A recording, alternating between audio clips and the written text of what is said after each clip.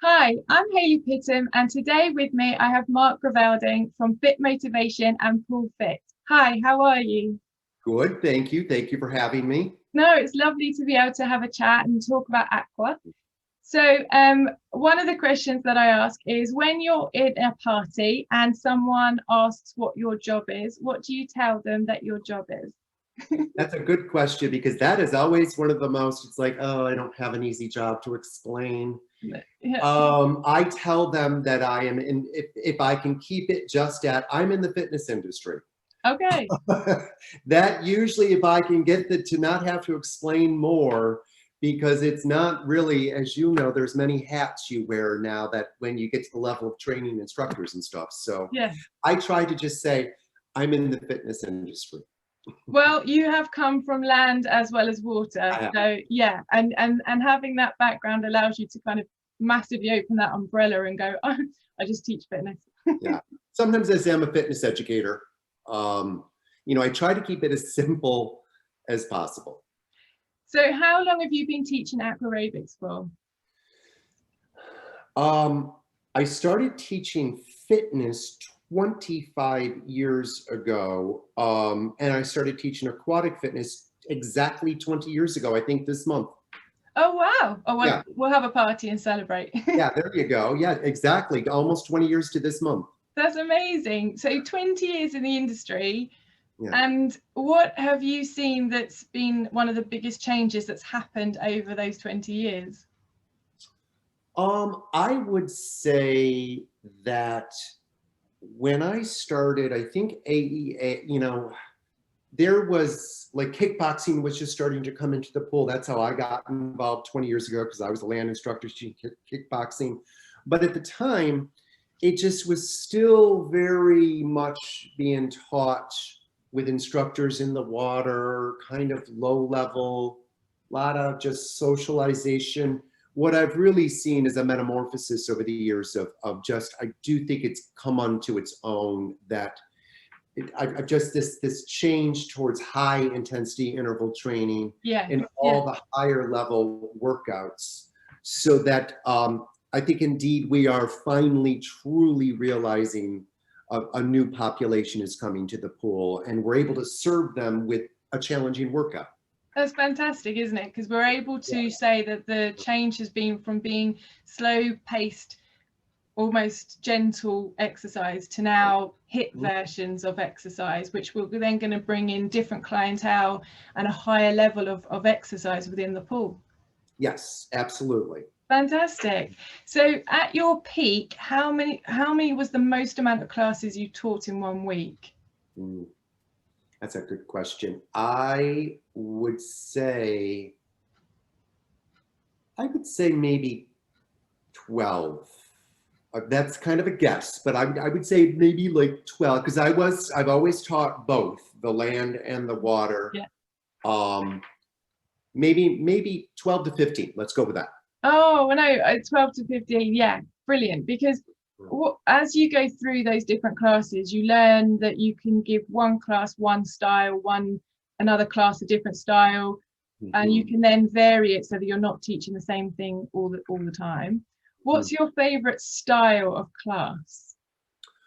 Well, when we talk about water exercise or aquatic exercise, I would say that's a real easy answer for me. Anyone who knows me in the industry knows I love choreography. Yeah. So I love, the only equipment I ever want to use is the thing called water. Yeah. That equipment called water. Yeah. I just love a good old purely structured everything, because I came from land. Everything was on the 32 count phrasing. I always default into add-on and pyramid style of movement. I never seem to tire of creating new routines that can be built with add-on and pyramid and no equipment. That's my favorite thing to do. Okay, so because I know you as the choreography king, so I know that you love that style, but obviously over the years with different things coming in and different challenges, do you still get to teach choreography now? I do, because my students don't have a choice. It's not a democracy at my pool. I make the rules. I have to do what I want to teach. Yeah. But the fact of the matter is, I've changed. We all change over the years. I've changed in that I view it as, you know, I have to look at the end result of the programming and make sure that it's results driven. So if I want to choreograph, then am I making sure there's a result or a goal for this, something good to come out of it for the students, and not just because I think it's fun. So I think I love a more simplified, often approach of, you know, building interval training with the timing involved, making sure all the muscle groups are involved, making sure you're focusing mostly on base moves so the students know how to do it, so that it's just, they get a good workout. I think I've changed over the years. I have learned ways to really make simplified interval training, but still figure out ways to do the finale at the end and then put all the moves together. And nice. I like that. Yeah. The idea of pulling each of the different moves through a hit, Sure. then in the end of it, you're creating an actual choreography routine. And of course, reduce the repetitions down to the final cut and really fly through it. Yes, I always, you know, I found ways of doing simplified, but then finding ways to have fun with it. Yeah. I think we all have to remember that there's a reason they're coming, and we have to provide results driven. Yeah. They're also coming for your personality as well. Yeah. Your drive. I think so. Yeah. They should be. Yeah. Exactly. So if you are going to use a piece of equipment, what would your favorite piece of equipment be? I would say if my personal, if I could work out in the water, my personal is the Aqua Aerobics drag bells and fins, because they are just like not using any equipment at all. They just magnify anything, because they'll go in any direction you want to go in. So I can do my fun choreography with those on and just get extra resistance. I love the upper body training that you can get with those bells. When I train personally, unfortunately, because they're a little pricier, most facilities aren't going to have them. My YMCA does not have them. If I default into a piece of equipment that almost any club has, I would have to say it'd be noodles, because they're so versatile. You can use them for resistance training. You can use them for neutral buoyancy to float on and do things. I would definitely say that would be my go-to equipment because of the versatility. One of the workouts I remember either watching of yours or participating in yours was a circuit style with lots of different pieces of equipment where you used it, you know, where they went from one place to another to another. I remember coming to one of yours like that. And that's obviously a different style to yeah, I mean, you'll probably never see me do it again because it aged me 10 years. I was representing Aquasphere, an equipment company at the time. And I was doing this workout to showcase their equipment. And then I took that workshop on the road. It was the hardest thing I have ever, and I still to this day tell instructors, God bless you if you do stations. You have to figure out ways, and I have tried it, to simplify that as much as possible, because there's no quicker recipe to chaos. Oh yeah. Have your students divided into groups doing different things. God bless instructors who can do that. I just did not find the winning formula. The other thing that they do is, because they're in these little pockets of groups, they start nattering, don't they?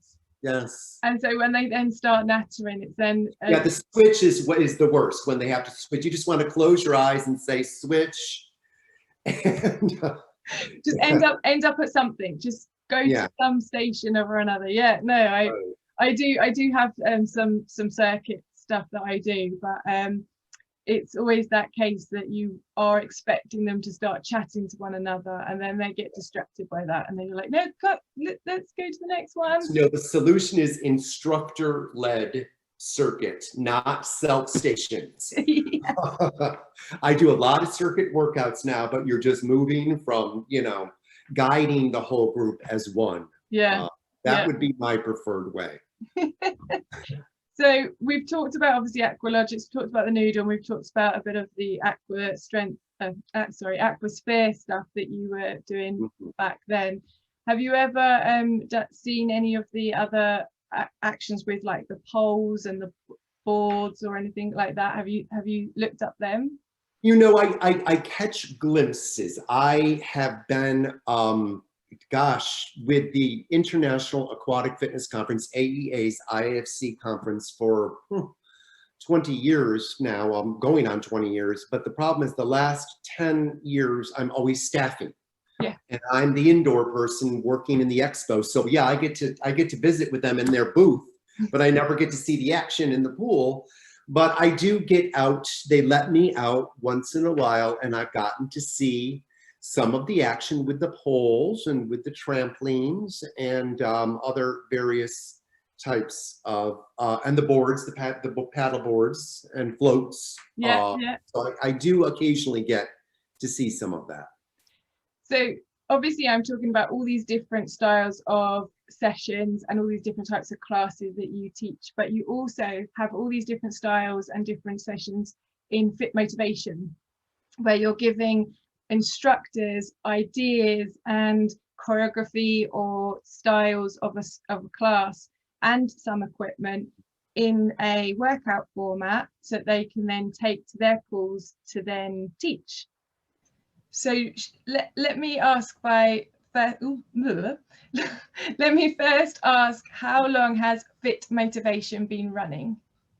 I launched it almost 6 years ago to the day on November 14th, 2014, was when the streaming videos launched. Now, it had been called, it was my website that I used for workshops and stuff prior to that. But what everyone now views as Fitmotivation, the streaming platform, launched 6 years ago.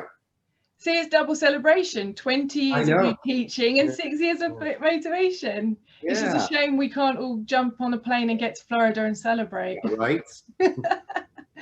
So what kind of sessions can an instructor find on Fitmotivation? Well, I strive to make sure that there's as much variety as possible. That's why, you know, I never wanted this to be about me or my style of teaching. For me, they're going to get mostly choreography, but so that's the beauty of bringing in some of the, you know, the best instructors from around the world come to Florida. They film. So I have to say that there's a huge variety of videos that go anywhere from, you know, all of your shallow type formats. Obviously, high intensity interval training is very, very popular. All the different forms of it. Circuit styles are very popular. I make sure that I get the other end of the spectrum, that people come in and will do things like water walking. We'll do Pilates, we'll do yoga, so that you're getting some other types of the spectrum. Right now, I think one of the most requested styles of a class is dual depth. And I'm proud to say that I invented that. I coined that term many years ago when I was asked to do a shallow and deep class at the same time at IFC. Then I started doing them because at my YMCA, when I moved here to Florida 7 years ago, the classes were so big, they spread out. Some were in the deep and some were in the shallow. I had no choice. I had to teach a class that worked in both depths. So I started, that's what everyone got used to on Fitmotivation. They were like, oh God, he's making another dual depth. What's he gonna call it?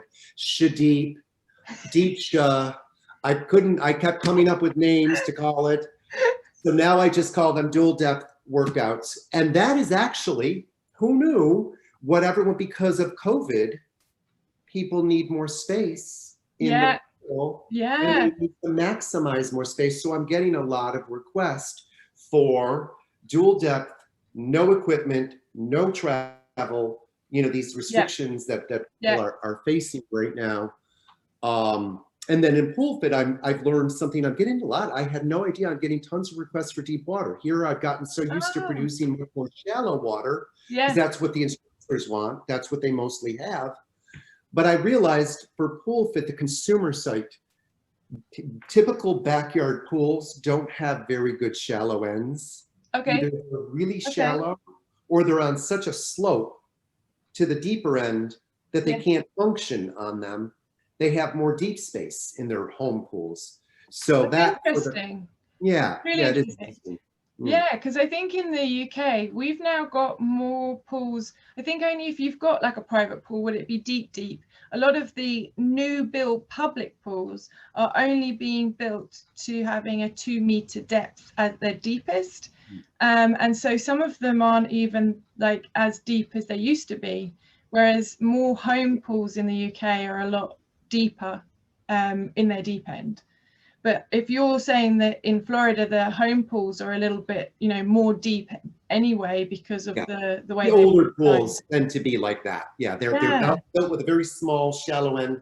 You look like Big Bird because it's, you know, it's so shallow, and then you're on a slope, and you can barely do anything on the slope. So and that's something that I learned just from getting some feedback from and people asking for it. Yeah, wow. I mean, that thing that you said about people now in COVID, post-COVID scenarios where we're now teaching classes that are smaller numbers, but you've still got the entire pool, or the same numbers and you've got the entire pool, and they've got to spread out to have that equal distance between them. That then means that some of them would be then out of their depth, whereas normally they could be standing, you know, in the ideal depth for themselves. They're now in a slightly different depth than they were before. That then changes the way that your style of teaching is. And one of the things as an instructor as well is that you have to be able to wear both hats to understand and appreciate the difference in being shallow and deep at the same time. Yeah, there's no doubt. You have to put thought into creating a dual depth class. You have to get in the pool and practice the moves in both depths. There's really no guessing. Well, I mean, after you've done it for a while, you kind of know the base moves that work in both depths and their variations. But yeah, you just have to make sure. I mean, it's too much work to tell people down at the deep end, oh no, you do it this way, and then you do it that. No, you really it's best to just create it so that you don't have to modify it. It can be done equally in either depth. No, that's brilliant. That's really good. And the different names that you're coming up with to try and get people's attention for it, Deep and you know all those. I've given up. I'm just going to call it put dual depth after it or something. And because you can only come up with so many names. Honestly, I completely and utterly appreciate that, because there are times when you're trying to create a name for a workout, and having the name will completely change the type of people that will be attending or wanting to watch it. And there's areas that you could just put like, oh, this is a noodle class, but then not everyone wants to use noodles, you know, and that then like kind of diverts people away from it. And that's something that obviously is being said a lot with the name of the class on the program. So if you programmed your class to say HIIT, that would have a different style of people coming compared to if you just put Aqua Aerobics on the style of the class. So how you put the name to kind of get people interested makes a big difference. Yeah, it does. Yeah, and for SEO too, if you're getting people to search that online, which is my life. Trying to get people to discover these workouts online. So now everything is water exercise, water fitness, as generic as it can possibly be for SEO search purposes. The algorithms of a computer to make sure that they can search for you. Have you had anyone that's just randomly come across you from, you know, another country that's just been like Googling and then they've just found you? I think when I get international, and I'm very proud to say Fitmotivation, you know, before COVID was up to, I think, subscribers in over 41 countries. Nice. I think when I'm getting internationals, they come from YouTube. I think that's a big presence. Everyone has access to, perhaps they're finding it with Google searches, but I personally think a good share of it comes from, with the international anyway, comes from YouTube. I completely can relate to that. I think the strangest one that I've had was one of my friends was on holiday in Dubai, and they were having a workout in the gym, and the gym overlooked the swimming pool, and she was running on the treadmill, and apparently when she looked into the swimming pool, they had a TV on the side and they were watching one of my YouTube videos. And I was like, wow, that's crazy, that's absolutely crazy. that So is funny. yeah, so I completely understand that, you know, YouTube has this, you know, there's no walls with YouTube. Maybe China, I think they're not allowed to see us, but you know, there's no walls for the whole of the world. They have access to YouTube, and they are able to then, you know, see all these videos that you're able to put out there and get their attention with. And so yes, there are some interesting people that come from around the world that don't have the same level of education within their countries, and then they're looking for ideas, motivation, because they don't have anyone like within their country representing Aqua in the same way. Do you see that coming through as well? Yes, I do. I get, requests, people kind of, I think, want more other than the videos. And I have an easy solution to that. I just refer them to the Aquatic Exercise Association and just say, this is really the easiest. This is where you want to get your training from. They have an online certification. And so, because really, I just want to serve one purpose and one purpose only. I want people to just think of Fitmotivation as a library that is just something that helps them create routines. I think back 20 years ago, the amount of money that I spent on fitness DVDs, I could have just burned that $20 bill for all I got out of that one DVD.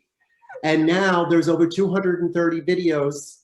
They have the access to all the videos. They have access to notes. Every video has notes. I sure wish I had that training resource. Yeah. I just want it to be a training resource to help people stay excited and motivated for teaching their students. That's all, So that then has led you into PullFit, and you've now got PullFit, which is an app to be able to help consumers with their workouts in the pool. So how old is that? Is that a couple of months old now? Well, what happened is it's actually, the website was launched, I believe, in winter of 2019. So actually coming up on over a year for the website. No, my timing is off because we're going to see, I've lost complete track in 2020 of what's almost 2 years, And the reason is consumers were trying to subscribe to Fitmotivation and exercise to those videos. They found it online, and then I was trying to kind of like reach both audiences, the consumer and the professionals, on one website. That was impossible to do. I knew that was not good. So I created PullFit to try to offload the consumers and move them to their own place where I could try to put up like education, things that a consumer would be interested in, as opposed to that more education for an instructor. The problem with that website for PullFit was, if you want to exercise in your pool, you need more than a website, because otherwise you need Wi-Fi, and most pools don't have Wi-Fi for a website. So we started the app development in mid 2019, and the iOS app for PullFit launched in May, which was perfect timing with everyone wanting to socially distance at home if they have a pool. And it's just really designed to be able to download a video within the app so that you can prop up your iPhone or your iPad, place it poolside, and exercise to it without the need of Wi-Fi. So with people being able to find PullFit, do they just go onto the Play Store, or They have now, and that's a good question, because we just launched Android, so it's now in the Play Store too. So they can go to the App Store and just Google PullFit. They can go to the Play Store if they have Android and Google PullFit, but they can also just go to the website, which is pullfit.tv. I had to use a different domain because .com was taken. So it's pullfit.tv for the website. They can sign up on any of those. If they sign up on the website, then they just go to the App Store or Play Store and just download it and sign in with their website credentials. So they can really go through any of those 3 avenues. and subscribe or join up. There's always a trial month for both sites. Oh, fab. PullFit or it's Fitmotivation. There's a trial month. Anyone can try it. And I always make sure people understand there's no commitment. There's a cancel button right in your settings. They always email me like they have to get my permission to cancel. Don't email me. That's because they're so used to it from the gyms. When they try and cancel their membership from the gym, they're like, hard. Why would you make it hard? Be transparent. There's a cancel button right in your settings. So how much does it cost for the PullFit app? The app, it's a subscription. So the app can be downloaded free, but there's nothing on it unless you subscribe. Yeah. So it's $15.95 a month. Dollars, yeah? Dollars, yeah. After the trial month, after your trial, when your first month after your trial ends. And then if they choose to let that go on. Yeah, and then that can just keep rolling over. Yeah. And then with Fitmotivation, how much is that per month? That is a subscription based too. For the more basic program where they have the less videos, they have to pay more for online quizzes if they wanted to.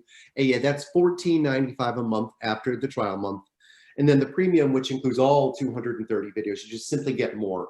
3 videos post a month in the premium and 2 post a month in the Fitmotivation. That's $24.95 a month. And those are US dollar prices. Can make a big difference nowadays in some countries. It does. It does. It does indeed. Yeah. We won't talk about anything to do with that. So when it comes to you creating content, obviously there's so much work that goes on behind that content, and having so many videos there, that's, you know, hours upon hours of prepping and making the video and editing. How long do you think, in a rough estimate, one workout uploaded takes to get ready? You know, it really depends. If I'm doing it, then you're right. The prep, I have to factor in all the hours that I would make time to get in that pool and rehearse and practice. You know, probably there's going to be, it just depends on the concept, how well it comes together. It's just like a class. You start doing it and then you think, oh, that part's crap. Let me change that. And oh, I don't like that. And so it might take 7 to 10 to 15 times of getting into the pool to get it to where I want. And then maybe another 5 for the final rehearsals. That's why I hate not teaching right now, because my classes were my rehearsal grounds for a lot of my videos. So, and then it's writing the script. You have to think, how now is this going to fall? But I'm so used to doing that from doing so many, that doesn't take long. So you have to put a script together of how you want it filmed. And then once the videographer shows up for filming, that's an hour and a half. And then, but then you got to go and edit it and voice over. So it's a lot. It's quite a few hours. If someone else I fly in, all I'm doing is helping them write their script, produce their script, so that we know how to film it.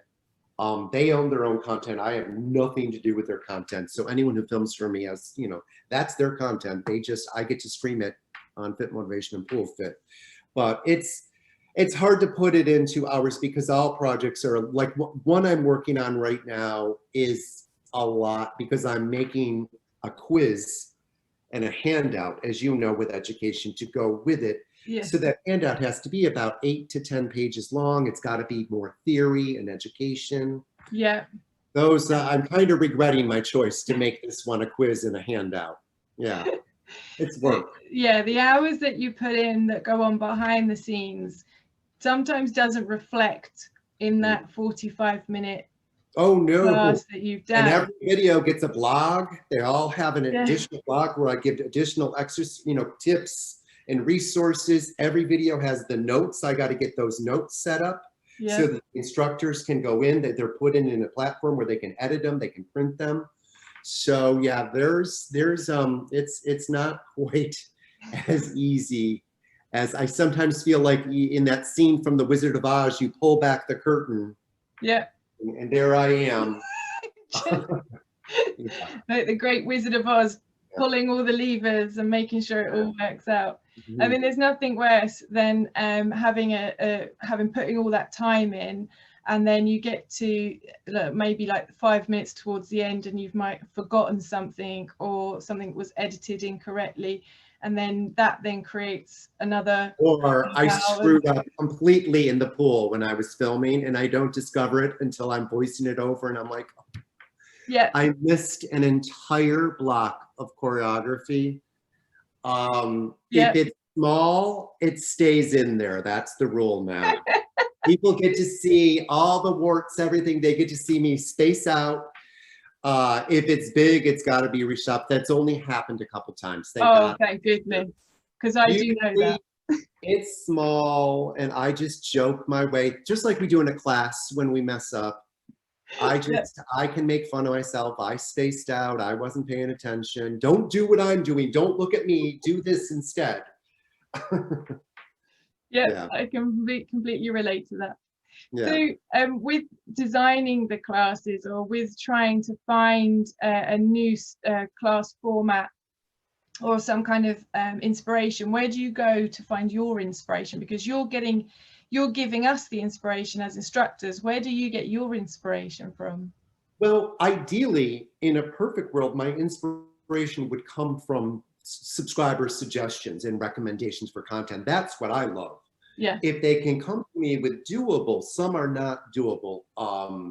You know, I have to be careful of equipment that not everyone has, but ideally in a perfect world, like I just created 2 new videos, one called 15-minute water exercise abs, and the other one was 15-minute extended water exercise stretch, because a PullFit subscriber emailed me and said, I would love to have to tack onto one of the workouts some extra abdominal work or some extra stretching. Nice. What a great idea. Yeah. And that was my inspiration. And that's why, hello to subscribers, email me. I get inspired by your recommendations. Otherwise, I have to sit there drumming my fingers like I'm doing right now to think of my December content. Yeah. And what I'm going to film. So there you go, guys. Look up Mark, give him some ideas, email him with Fitmotivation so that he's got some extra ideas to give you guys, feeding it back to you. That's the best place for it to come from. But yeah, as you know, there's always ideas. And you look back at videos that were successful, some of the most viewed, and you have to look at that and say, like, the Tabata ones, you know, I know Tabata's kind of been overused and stuff, but boy, they sure were favorites. So you find different ways to play with that, use that.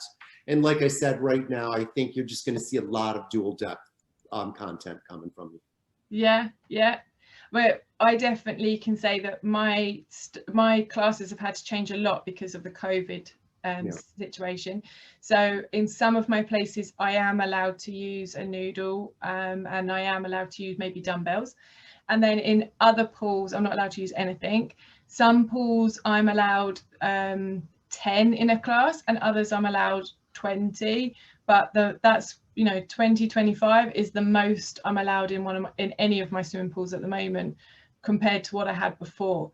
And that then makes it very different to what you can then teach as well. And the other one that you said was not moving. If you can't move and you have to remain on the spot, that then changes what kind of style you can put out there as well. So yes, COVID is definitely giving us a different way to think about how our classes need to now be structured and run. But dual depths is a easy one to have more people and spread them throughout the pool and give them a good amount of distance and have them there working as hard as they possibly can. Yeah. Mm-hmm. So with the future of 2021, obviously COVID free, we're all good and back to normal. Where can you see yourself directing Fitmotivation and PullFit? What are you working on with those areas? Well, that's a good question. I mean, obviously, as I said, I pivoted a lot towards PullFit only because I get the Fitmotivation thing. I understand that, you know, I've seen a big drop in subscribers just because they're not teaching. They'll come back when they teach again. I get the nicest comments from people when they cancel of how much the site has helped them become a better instructor and help their classes. So it's fine, it'll come back. So I guess for Fitmotivation, I think we'll look towards an app for Fit, because the app is only for PullFit. Yeah. Is there a valid, because right now that with PullFit, the one feature on the app that they can download a video, is that an important feature for Fitmotivation? I have to figure that out, and I'm not really sure that that is as much, because I think they learn at home on their devices and then just print out the notes and take them to class. And so I have to think what next for Fitmotivation, like as far as like, is an app of some sorts going to be better? Is it helpful? Do they want to sit there and be able to, without Wi-Fi at their pool, watch videos? So maybe downloading a video is good. So I'll be looking into that for Fitmotivation. For PullFit, we've just got a lot on the docket for the winter to get it ready for next season, because I'm discovering this is pretty seasonal, at least here in the States. And we're going to be putting in like search, filtering, all that good stuff too. Right now, there's just 70 videos that they have to kind of like figure out their way through. Yeah. And we need to get that organized, and that's the goal. That will be a lot of the spring, finessing the iOS and Android apps for PullFit. Fantastic. I mean, we've got to obviously, like I said, about pivoting and changing and looking how things have evolved through the last couple of months. But fingers crossed, once we get through to the next stage, 2021, hopefully everything will be back to a bit more normal, and we can then all meet up at the IAFC convention as well, and all meet up and have a big celebration, celebrate you being 20 years in the industry. I hope so. 6 years of Fitmotivation. Yeah. If there's a new instructor, what's a piece of advice you would give a new instructor coming out to teach? You know, it's funny because I'm working on the one with this quiz and handout. It's called the Why Water Workout. And it's really to go back to basics, to give instructors a baseline workout that they could teach, like that first session of every session where they explain why we do the base moves we do, the muscles behind them.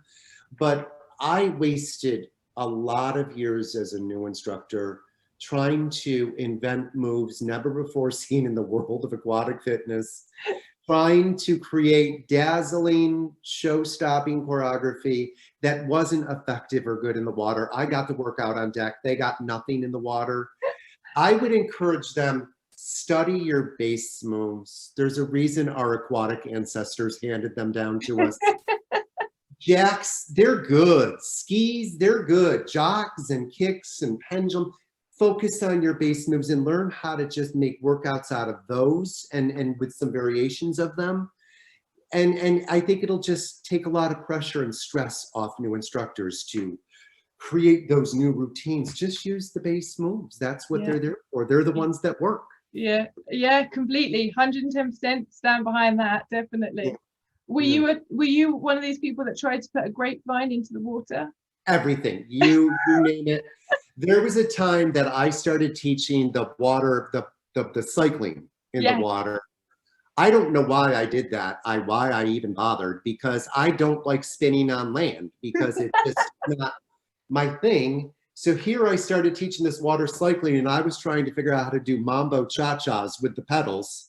No way. And they didn't like me. I only lasted 2 weeks, and I had to write a check for the certification that they paid for me at the facility and give it back to the facility. Oh. There you go. Sorry, it didn't work out. Yeah.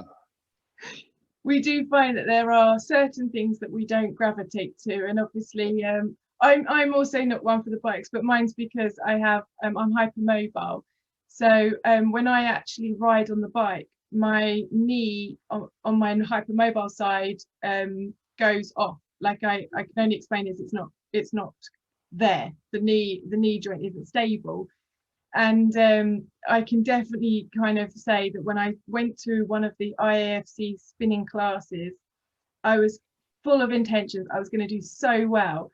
I don't like spinning on land, so I don't know why I wanted to do that class. And then within, like, I don't know, 20 minutes, that thought of, I don't know why I'm doing this, plus my knee, I was like, oh yeah, right. I don't think the spinning's for me. Yeah, me neither. Yeah. But there are plenty of people that do it. Yeah, and absolutely. they absolutely love it, and the spinning does work for some, but not for you and me. Mm-hmm. Well, it's been lovely chatting to you. Yes.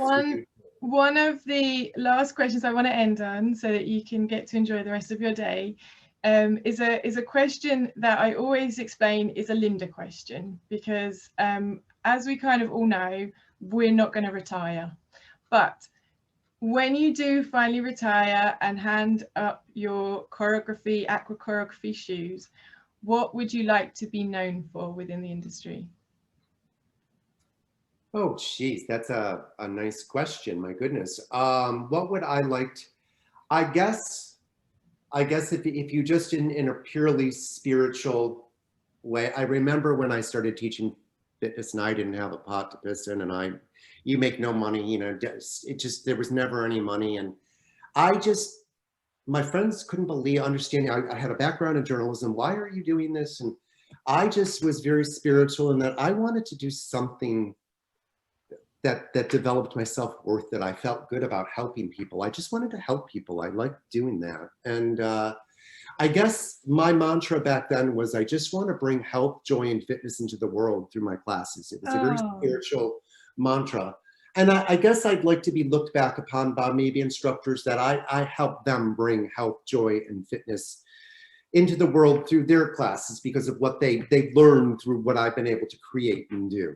So I guess I would say that. Yeah. That's lovely, because obviously you're going to be remembered for your Fitmotivation and all the things that you've set up behind the scenes from that side and PullFit, but to have that as a soul of wanting to give out to people and help people in the water and spread that love, that's lovely. That's so lovely. Thank you. Thank you. Well, on that note, thank you very much for meeting me today and having this chat. It was a pleasure and honor. Thank you for asking me. No, it's great. And hopefully we'll be having more Fitmotivation stuff to talk about in another 6 years' time, and we can spread more joy about the PullFit and everything that's going on with that. I'll talk about it anytime you want. Fantastic. Well, have a good day, and I will see you soon. Take Okay, care. thank you so much. All right. Okay, bye-bye.